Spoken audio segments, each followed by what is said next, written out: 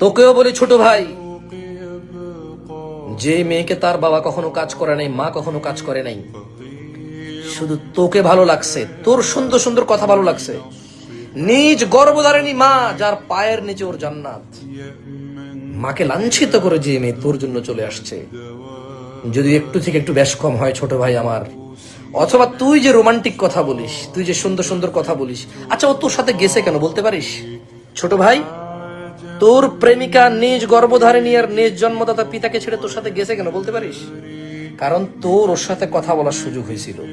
সুযোগ হওয়ার পর তুই ওকে কবিতা, গল্প, গান, নানা কথা শুনাইছস, যেখানে সে তার গর্ভধারিণী মার জন্মদাতা পিতাকে তুচ্ছ মনে করে তোর কথাকে প্রাধান্য দিছে, কারণ তোর কথা তার সুন্দর লাগে।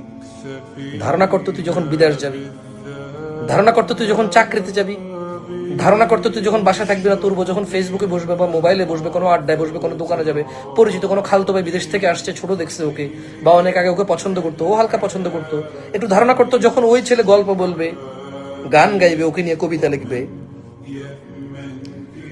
তোর বউ যদি গর্ভধারিণী মা আর জন্মদাতা পিতাকে তোর কবিতা আর গান শুনে চলে আসতে পারে, ধারণা কর তোকে যেতে কি লাগবে। ছোট ভাই তুই একটু বিবেক খাটা। দুইটা দুশ্চরিত্র লোক মিলে কি সংসার করবে বলতো আমাকে? দুইটা দুশ্চরিত্র লোক মিলে কি সংসার করবে আমাকে বলতো ভাই? জন্ম দিবে কাকে?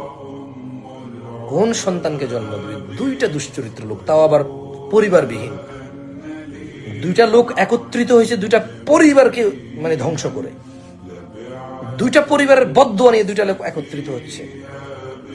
একটু ধারণা কর, এই দুইটা জেনাকারী, দুইটা বদচরিত্র, দুইটা দুশ্চরিত্র লোক, এই দুইটা বদাখলাক আর বিবেক শূন্য বর্বর আর জঙ্গলি জানোয়ার হৃদয়ের আকাঙ্ক্ষাকে যে দমন করতে জানে না, এমন